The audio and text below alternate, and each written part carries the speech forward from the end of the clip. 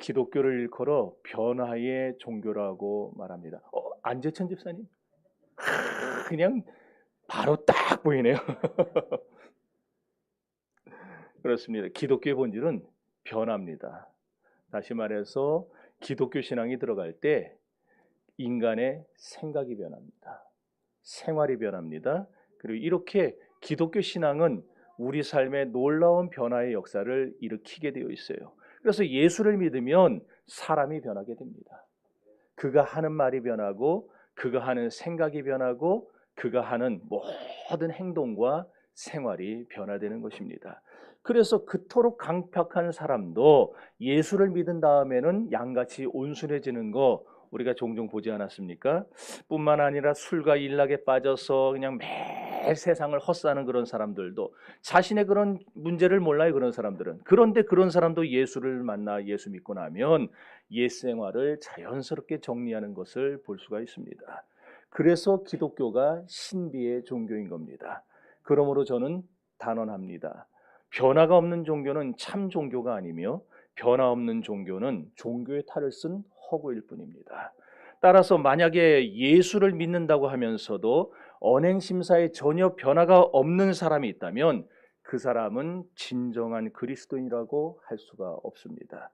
그리스도인은 반드시 변화의 체험을 해야 합니다. 반드시 변화를 통하여 새로운 인생으로 거듭나야만 그리스도인인 것입니다. 왜냐? 싹이 안 나는 씨앗이 열매를 맺을 수 없는 것 같이 변화가 없이는 신앙의 구원을 맛볼 수도 없고 신앙의 깊은 체험을 할 수도 없기 때문입니다. 성도 여러분, 그래서 우리는 물과 성령으로 거듭나야 합니다. 변화되어야 합니다. 이렇게 모든 것이 변화로 시작되고 변화로 결론 짓게 되는 것이 변화의 신비입니다. 물론 우리가 변화의 체험이 없어도 얼마든지 신앙생활을 할 수는 있어요. 그냥 습관대로 교회 나오고 습관대로 기도하고 습관대로 우리가 예배하고 다 할 수 있어요. 그러나 그것은 솔직히 말해서 형식적인 신앙이지 참신앙은 아닙니다. 그렇다면 옛사람이 변하여 새사람이 되는 이런 변화의 체험이 없이 신앙생활을 바로 할 수 없는 이유가 뭐냐? 변화의 체험은 신앙의 본질이기 때문에 그렇습니다. 그러므로 변화 없는 신앙이란 있을 수 없어요. 오늘날 예수를 믿는 신자라고 하면서 가정이나 교회에서 또 사회에서 문제를 일으키는 사람들이 얼마나 많이 있습니까? 그런 사람들은 변화의 체험이 없이 형식적인 신앙생활을 하는 사람들 뿐이에요. 바울을 보십시오. 변화되기 전에 그가 옛사람으로 있었을 때, 율법의 사람으로 있었을 때 그는 교회와 사회와 가정에 두통거리였어요. 그는 자신이 하나님을 잘 믿는다고 생각했어요. 자기만큼 신앙이 좋은 사람은 없다고 생각했어요. 이만하면 하나님이 가장 기뻐하는 사람일 거라고 자부심을 가졌고 굳은 신념도 가지고 있었던 사람입니다. 그러나 그의 신념과 율법주의적인 신앙은 사실 하나님 보실 때 거짓된 것이었죠. 왜냐? 변화되지 않은 바울 때문에 교회가 신음했고 사회가 고통을 받았기 때문입니다. 변화 없는 바울의 거짓된 신앙생활은 결국 교회를 망가뜨렸어요. 성도를 핍박하고 잔해하며 감옥에 가뒀습니다. 그리고 변화 없는 바울 때문에 교회는 망가져만 갔습니다. 여기서 우리는 변화 없는 신앙이 진정한 신앙일 수 없고 변화 없는 신앙은 신앙의 독초일 뿐이라는 사실을 깨닫게 됩니다. 그것은 진정한 신앙이 아닙니다. 야곱도 보면은 그는 변화되기 전에 체험이 없었을 때 사고뭉치에 불과했어요. 호시탐탐 팥죽 한 그릇으로 형의 장자의 명분이나 훔쳐보려고 하던 그런 사람에 불과했어요. 그뿐입니까? 눈먼 아버지, 늙어가지고 앞을 보지 못하는 아버지를 별미 한 그릇으로 속여서 그 축복을 가로챘던 파렴치한 인간이었어요. 그의 행동은 거기서 그치지 않았습니다. 훗날 바다나람에서 내 여인의 눈에서 일평생 눈물을 흘리게 만들었고 인생의 아픔을 주었어요. 그리고 자신의 생도 망가져버렸습니다. 정말로 상처뿐인 문제아였던 것입니다.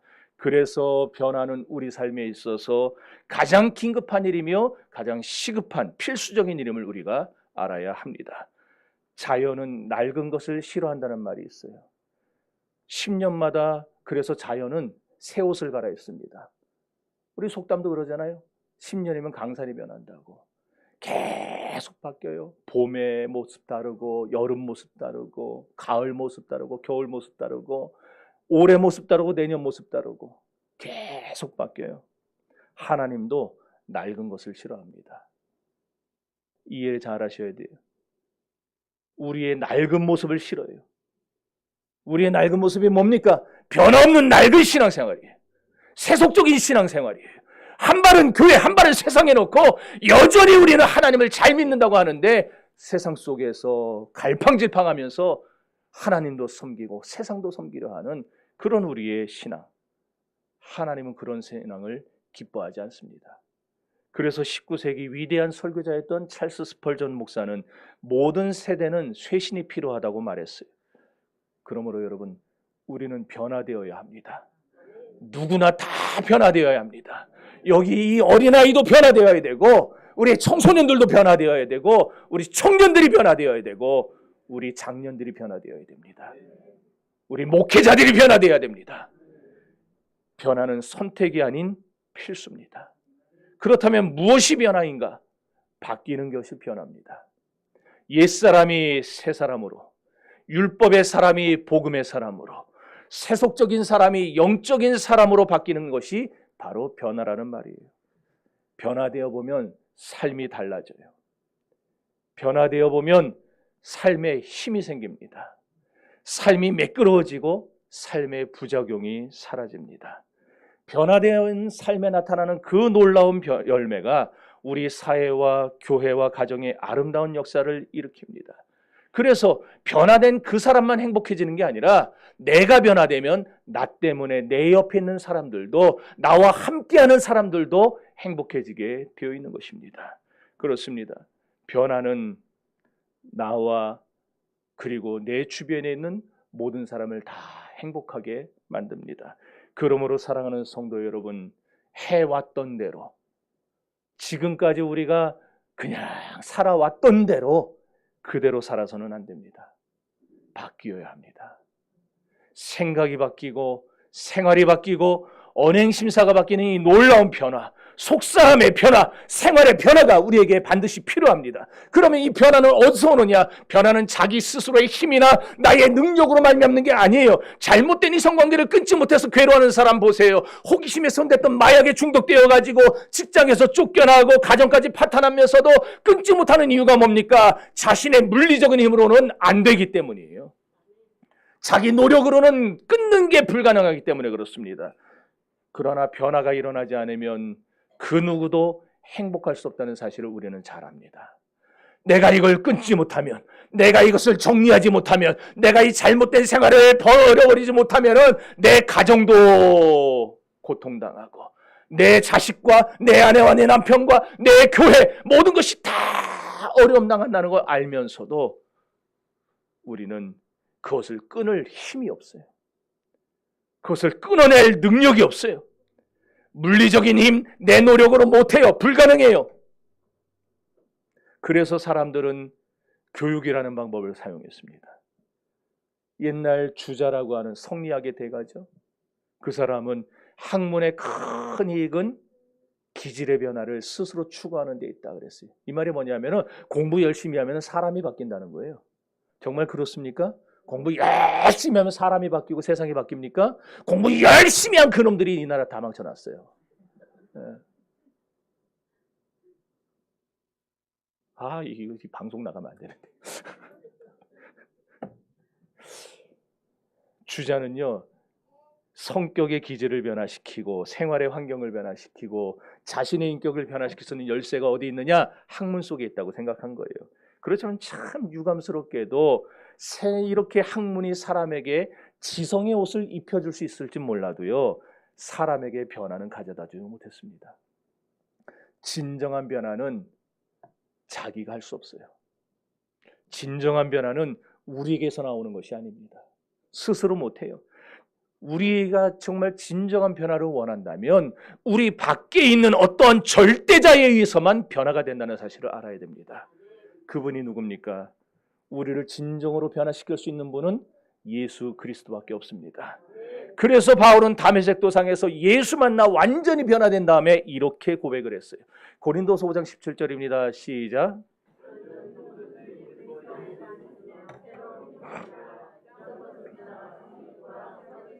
예수만이 우리를 변화시켜요. 예수만이 우리의 생각을 변화시켜요. 예수만이 우리의 인생을, 우리의 모든 삶을 바꾸어 주시는 줄 믿습니다.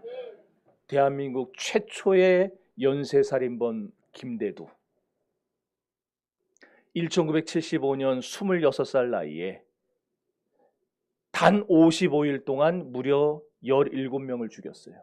3일에 한 명씩 사람을 죽였습니다. 그리고 사형을 선고받았어요. 9개월 뒤에 형장의 이슬로 사라지는데, 감옥에서 이 살인마 김대두가 예수 그리스도를 만납니다. 그러고 나서 자신의 변화에 대해서 이렇게 마지막 말을 하고 그는 죽어요. 만약에 어떤 사람이 나에게 큰 회사의 사장이 되라고 한다면 나는 거절할 것입니다. 나는 비록 지금 사형을 당해 죽겠지만 이 감옥에서 예수 모시고 살면서 예수를 증거하다가 영원한 천국에서 주님을 만날 것입니다. 나에게는 그것이 가장 큰 기쁨입니다. 이것이 변화입니다. 바울은 변화되기 전 자신의 모습을 이렇게 표현했습니다. 디모데전서 1장 13절입니다.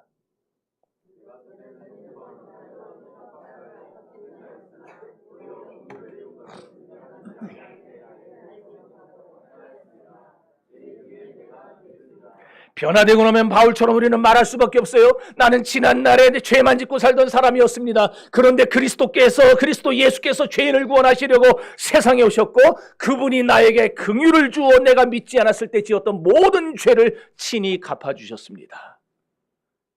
이것이 변화된 사람의 자기 고백입니다. 변화되기 전에 사도 바울은 어땠습니까? 늘 자기 자랑하던 사람이에요. 빌립보서 3장 5절과 6절입니다. 시작.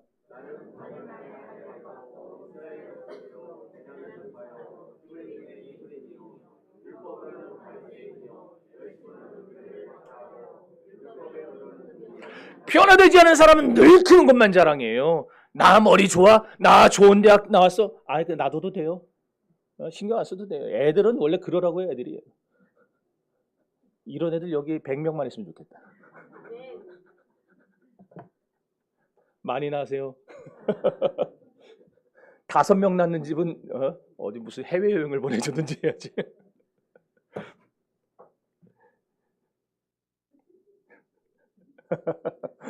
여러분, 늘 우리가 자랑하는 게 뭐예요? 우리 아들, 딸 대기업 다녀. 나 요번에 50평짜리 아파트 샀어. 이런 세상적인 것들에 사로잡혀서 바울은 자기만이 가장 훌륭한 사람이라고 생각하며 자족했어요. 나는 난지 8일 만에 할례를 받았어. 나는 히브리인 중에 히브리인이야. 나는 이스라엘 사람이야. 율법으로는 바리새인이야. 그것도 가말리엘 문화에서 배웠어. 나는 서울대 수석으로 나왔어. 그 얘기예요. 다양한 외국어 구사력, 헬라어도 할 줄 알고 히브리어도 할 줄 알고 아람어도 할 줄 알고. 다윗은 못하는 말이 없었어요. 좋은 집안 혈통 다 좋습니다. 그런데 그 좋은 조건들을 가지고 바울이 한 일이 기껏 뭡니까? 스데반을 잡아 죽인 살인자예요. 가택 수사를 하며 남녀를 잡아다가 감옥에 잡아가둔 핍박자였을 뿐입니다. 그런 그가 환골 탈태해서 거듭날 수 있었던 것은 자신의 노력이 아니었어요. 내가 새 사람 돼야지, 내가 이제 거듭나야지, 내가 이제 옛 생활을 버려버려야지. 그래서 그가 거듭날 수 있었던 게 아니라 다메섹 도상에 찾아오신 예수님을 만난 순간 그는 완전히 변화되었습니다. 예수를 만나면 변화됩니다. 언제까지 여러분의 옳지 못한 길을 끝까지 걸어가실 겁니까? 여러분, 예수를 만나면 새로워집니다. 변화되기 전에는 물질이 최고인 줄 알아요. 지식이 최고인 줄 알아요. 세상 부귀영화가 최고인 줄 알고 거기 목숨을 걸어요. 그러나 예수 만나 변화되고 나면 그 변화 후에 오는 생각이 뭐냐? 전도서 1장 읽어봅니다. 시작.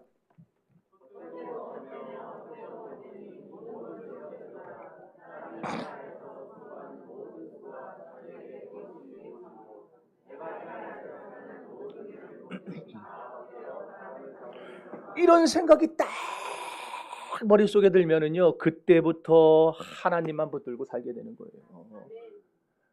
해봤더니 돈도 헛되고 건강도 헛되고 그렇게 믿었던 자식도 헛되고 다 헛되다는 거 깨닫고 나면은 우리는 하나님을 찾아요. 그래서 변화는 인생을 실패해서 성공으로 바꾸는 삶의 자산입니다. 여러분, 우리 한국 사람들은 이 변화를 사람들이 이끌어낼 수 있을 거라고 생각하는 것 같아요. 일례로 태극기 집회, 촛불 집회. 네, 촛불 들고 나가면 세상이 바뀝니까? 태극기 들고 나서 흐드르면, 이거 인도네시아 국기예요. 이거 누구 줄까요, 이거? 누구 주려고 갖고 나왔는데. 이거 흔들면 세상이 바뀌어요? 사람이 바뀌어요? 여러분, 이번에 제가 얼마 전에 어떤 목사님한테 문자를 받았어요. 태극기 집회 안 나오면은 빨갱이라는 거예요, 저더러. 그래서 내가 답도 안 했어요. 읽고 씹어버렸어요. 아니, 목사가 손에 성경 들어야지. 목사가 손에 태극기 들고 촛불 들면 되겠습니까? 여러분, 요번에 다 느끼셨잖아요. 성경 퀴즈 할 때 그렇게 성경을 읽었어도 어때요? 읽어보니까 또 새롭죠? 이거 분명히 내가 읽었는데 또 새로운 게 나와요. 읽으면 읽을수록 새 것이 계속 나와요, 말씀 속에. 그러잖아요. 저도 지금까지 성경을 수백 번 읽었어요. 그런데 여전히 몰라요. 여전히 몰라요. 왜 맨날 이 위에 처박혀가지고 몇 시간씩 나오지도 않고 우리 장로님이 저더러 운동같이 좀 하자고 그렇게 꼬셔도 제가 못 나가느냐. 이거를 풀어야 그 다음날 설교를 할 텐데 안 풀리니까 싸매고 꽁꽁거리면서 매달리는 거예요. 그래서 저는 촛불 집회 안 나가요. 태극기 집회도 안 나가요. 나오라 그래도. 성경 연구해야 하니까 시간이 없어요. 시간이 없어. 근데 목사들 보면 요번에도 제가 모임을 갔다 왔는데 촛불 집회 갔다 온 파, 태극기 집회 갔다 온 파, 쥐들끼리 싸우고 있더라고요. 이거. 같이 총신 나와가지고. 정말 내가 속으로, 겉으로는 못했어요. 속으로 뭐라 그러냐, 또라이들. 참 한심하다는 생각 들더라고요. 목사가 길거리에서 피켓 들고 세상 바꾸려 하면 안 돼요. 목사는 기도하고 찬송하면서 결론을 내려야 됩니다. 그런 식으로 변화를 이뤄보겠다? 그런 식으로 세상 바꿔보겠다? 그래갖고 세상 바뀝니까? 안 바뀌어요. 그건 변화가 아니에요. 그렇게 해서 바뀌는 변화는 변화가 아니에요. 변화된 시대, 변화된 가정과 교회와 사람은 물리적인 힘으로는 불가능합니다. 오직 인간의 변화는 예수 그리스도를 통해서만 이루어집니다. 그래서 우리가 예수를 만나야 되는 거예요. 예수 만나면 모든 것이 변화됩니다. 인격이 변하고 생각이 변하고 생활이 변합니다. 그런 왜 예수 만나면 그렇게 우리가 변화될 수밖에 없는가? 예수 안에 있으면 우리가 새로운 피조물로 바뀌기 때문에 그래요. 변화란 오직 예수 그리스도 안에 있을 때 시작됩니다. 예수 그리스도 안에 있다는 말은 예수 그리스도와 내가 영적인 교제를 시작하게 됐다는 걸 강조하는 말이에요. 그리스도가 내 안에 들어오시고 내가 그리스도 안에 들어가 영적인 교제를 하게 되는데 이 관계를 우리 주님은 포도나무와 가지의 비유로 설명을 해주셨습니다. 포도나무의 본체와 가지가 서로 붙어 있어야 거기에 영양분이 서로 오가면서 막 열매가 맺히는 것 같이 예수 그리스도와 우리는 서로 붙어 있어야 돼요. 그래야 영적인 교통을 우리가 할 수 있습니다. 하나님의 말씀의 은혜가 우리에게 들어오고 우리의 기도가 하나님께 올라가고 우리의 간구와 부르짖음이 하나님께 상달되고 하나님의 응답이 다시 우리에게 내려오고 이런 교통이 일어나는 이것이 예수 안에 있다라는 말이에요. 그러면 여기서 새로운 피조물이 된다는 말이 뭔가? 새로운 피조물이란 말은 크티시스란 말이에요. 헬라어에. 이건 하나님의 창조의 행위를 말합니다. 다시 말해서 우리가 예수 만나 영적인 교통을 누리는 가운데 성령이 우리 안에 들어오셔서 우리 속에 임재하시면서 임재하신 그 성령의 손길에 의해서 내가 다시 재창조가 되는 거예요. 하나님이 나를 만드시고 열심히 좋았더라 하시던 그 모습으로 나의 모습을 다시 바꾸시고 만들어 가시는 겁니다.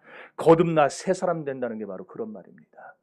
오늘 여러분이 예수님을 만나서 주님이 주시는 성령을 충만히 받으면 기갈당한 심령에 샘물이 솟아날 것입니다. 절망적인 심령에 소망이 생길 것입니다. 앞이 안 보이던 심령이 앞을 보게 될 것입니다. 지옥 같은 생활이 변하여 천국 되는 놀라운 역사를 경험하게 될 것입니다. 그래서 돌감람나무 가지를 잘라서 참감람나무에 덧붙였을 때 돌감람나무 가지에서 참감람나무에 열매가 맺히게 된다고 바울은 로마서 11장에서 말한 겁니다. 나는 죽은 생명과 같고 나는 불의한 존재지만 예수 그리스도에게 내가 접붙임을 받고 주님이 주시는 주님의 생기가 내 몸과 마음에 역사하면 나는 새로운 사람이 되는 거예요. 1939년 제국주의 일본 국회에 자립해서 여호와 하나님의 대사명이시다, 일제는 망할 것이다를 외치며 일본 국회의원들에게 경고문을 집어던졌던 박관준 장로. 그는 정의에 줄이고 목마른 사람이었어요. 또 기도와 금식에 힘쓰던 청결한 영의 사람이었어요. 그러나 그도 예수 믿기 전에는 주색 잡기에 능한 한량이었을 뿐입니다. 그는 갑부의 아들로 태어났어요. 그러나 20대 초반부터 주색 잡기에 빠져서 가산을 다 탕진합니다. 얼마나 기생집에 늘어다니는지 그 많은 재산이 다 기생치마폭에다 들어가 버렸어요. 심지어 건강마저 잃고 말았어요. 그래도 그의 아내는 남편을 떠나지 않고 불평 없이 남편을 헌신적으로 간병합니다. 허약해질 대로 그 뒤에 신경 쓰지 마세요. 저만 신경 쓰세요. 저만 신경 쓰세요. 지금 이 말씀이 여러분에게 들려줘야 되는데 누굴 봅니까? 나를 봐야지. 예. 그 허약해질 대로 허약해진 그 남편, 고기 사 먹일 돈이 없어요 이제. 그러니까 자기 허벅지살을 도려내가지고 남편에게 먹였어요. 여기 있는 우리 여성분들, 자기 벌써 물어보기도 전에 흔들어요. 우리 아내는 어떨까? 회복된 박관준이가 아내의 사랑을 듣고 감복을 했어요. 그리고 자기 의명을 뉘우칩니다. 그러고 나서 유교, 불교, 그 다음에 도교 이런 유불선에 관한 책들을 막 그냥 찾아서 읽기 시작하는 거예요. 도를 닦습니다. 그런데 아무리 도를 닦아도 끓어오르는 이 정욕을 누를 길이 없어요. 그렇게 다시는 내가 이 아내의 사랑을 배반하지 말아야지. 나를 위해 허벅지살을 잘라 먹인 저 아내의 그 희생을 내가 기억해야지. 그러면서 그냥 열심히 도를 닦아봤는데 안 되는 거예요. 안 돼.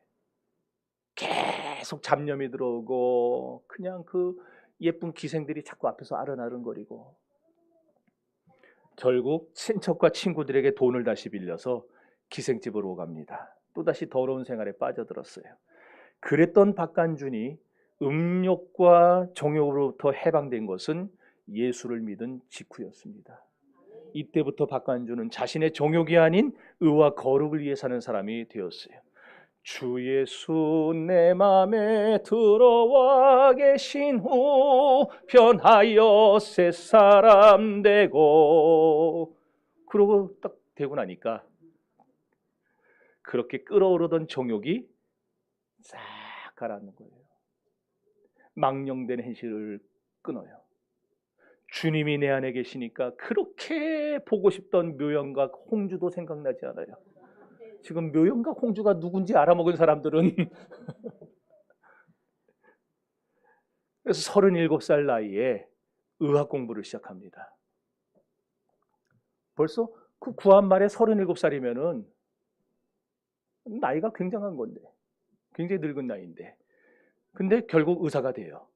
병원 개업을 합니다. 많은 돈을 벌어요. 근데 일제 치하에 들어가면서 그 많은 번 돈을 다 학교를 세우고 무의촌 진료하는 일에 다 써버립니다. 주색 잡던 박관준이 예수 만나 새 사람 되니까 사람을 키우는 장로가 된 겁니다. 오늘 본문은 바울의 변화의 과정을 통해 예수 그리스도를 통해서 맛보게 되는 변화에는 극적인 반전이 있다는 사실을 우리에게 알려줍니다. 그렇습니다. 변화는 서서히 오는 것이 아닙니다. 내가 공부하고 내가 연구하고 내가 돌을 닦아서 변화가 오는 게 아니고 변화는 급작스럽게 옵니다. 변화는 갑자기 옵니다. 변화는 극적인 반전을 가져옵니다. 그래서 기독교를 호련히의 종교라고 불러요. 호련히 하늘로서 천군 천사가 나팔을 불 때에 우리 주님이 이 땅에 오실 겁니다. 호련히 주님의 은혜가 내게 임할 때에 바울 같은 내 심령이 변화되어 주님 앞에 서게 될 것입니다. 기독교는 호련히의 종교예요. 오늘 그러므로 여기 있는 여러분들도 예수만 나면 변화되게 되어 있습니다. 호련히 변화되게 될 것입니다. 오늘 본문 1절과 2절을 다시 한번 읽어봅시다. 시작.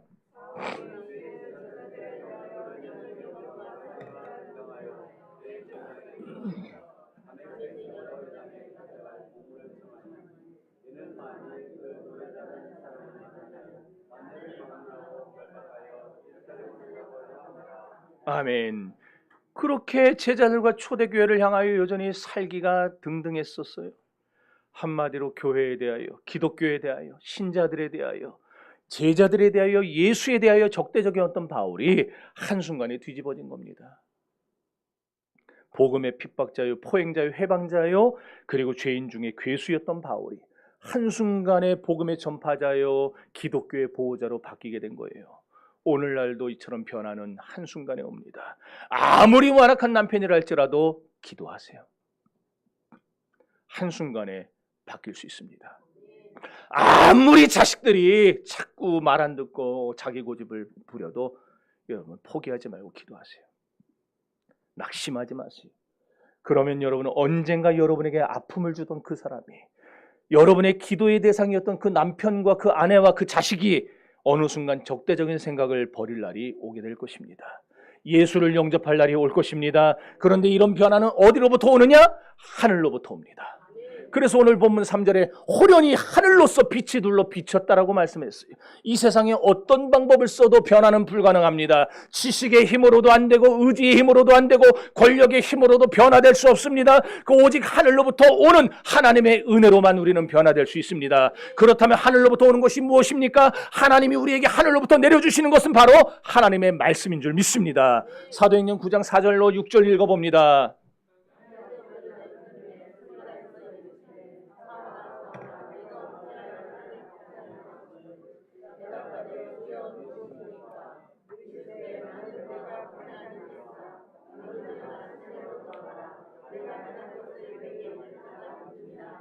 아멘.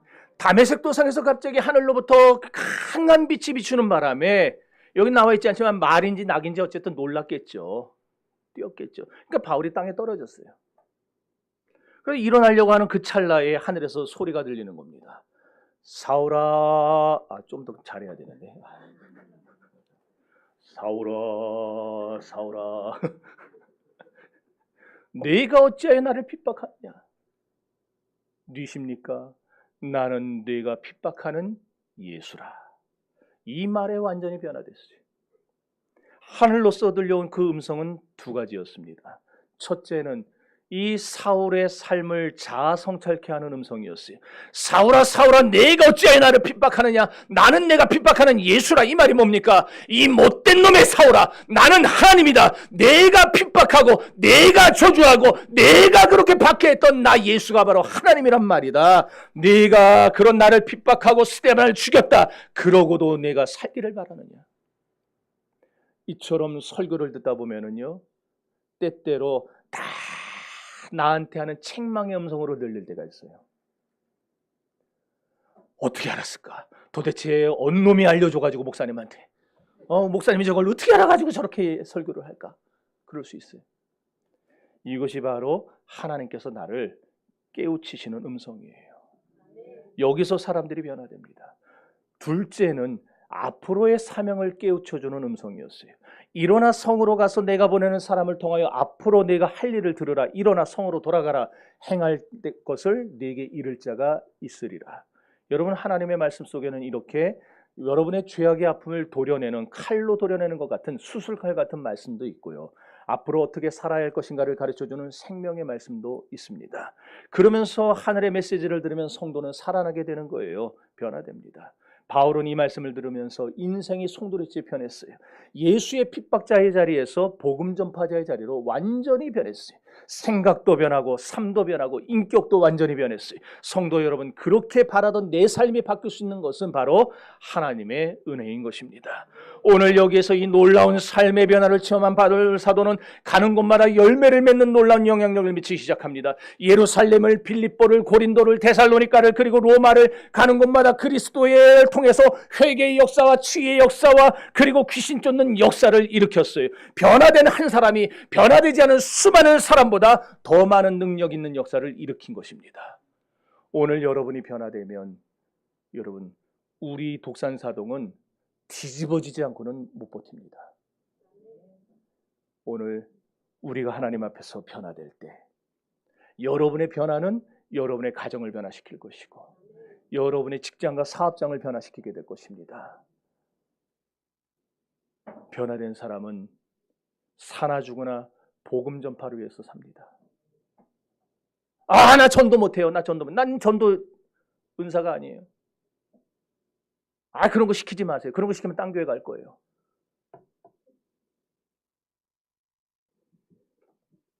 여기서 한 가지 짚고 넘어갈 것은 이런 놀라운 변화가 하나님의 축복에서 비롯된다면, 그리스도를 만나면서 비롯된다면 변화에는 반드시 징표가 따른다는 사실입니다.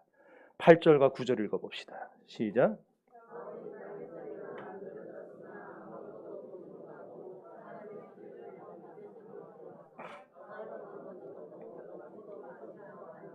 아멘. 은혜 받은 사람에게, 예수 만나 변화된 사람에게는요, 변화의 징표가 반드시 나타납니다. 그러므로 여러분 스스로도 돌이켜보세요. 나는 과연 변화의 징표가 있었는가? 야곱을 보세요. 야곱이 변하여 이스라엘이 되는 야복강가에 찾아오신 그리스도를 만나서 온 밤을 지샌 후에 그에게는 변화의 징표가 나타났습니다. 천사로 나타나신 그리스도께서 그 밤에 야곱의 환도뼈를 쳐서 위골시켰어요. 그래서 창세기 32장에 보면은 환도뼈가 위골됨으로 인하여 야곱이 절었다라고 했습니다. 여러분, 우리가 디스크만 알아도 얼마나 아픕니까?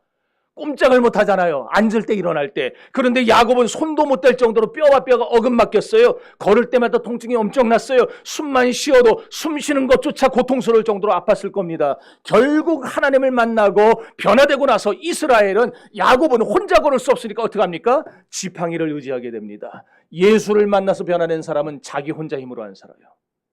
주님을 의지하게 됩니다. 말씀의 지팡이를 의지합니다. 은혜의 지팡이를 의지합니다. 바울도 보세요. 그가 변해받고 나서, 은혜 받고 나서, 그리스도를 만나 변화되고 나서 징표가 생겨났어요. 일어나 눈은 떴는데 아무것도 보이지를 않는 거예요. 그래서 사람의 손에 이끌려 다메섹까지 들어갑니다. 은혜 받은 사람은 이처럼 눈은 뜨고 있어도 세상 것이 안 보입니다. 왜 여기는 아멘 안 합니까? 세상 것 보고 살고 싶습니까? 남이 가진 눈은 물질이 안 보여요. 남이 가진 미모도 안 보여요. 남이 가진 환경도 안 보이고 세상 게 안 들어와요. 사람에 이끌려 다메섹에 간 것 같이 은혜 받은 사람, 변화된 사람, 그리스도를 통해 기쁨을 체험한 사람은 주님의 손에 이끌려 인생을 살아가게 되는 것입니다. 내가 보고 싶은 것 보는 게 아니고 주님이 나를 끄는 대로 탁 가서 이거 봐라 그러면 그거 보고, 저거 봐라 그러면 저거 보고, 내 마음대로 가지 않아요. 내 뜻대로 살지 않아요. 오직 주님의 뜻대로 살게 됩니다. 이것이 변화된 사람의 삶의 모습입니다.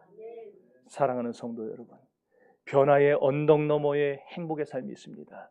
여러분이 진정으로 행복하길 원하신다면, 여러분이 정말 이 세상을 행복하게 살아가고 싶다면 변화되어야 됩니다.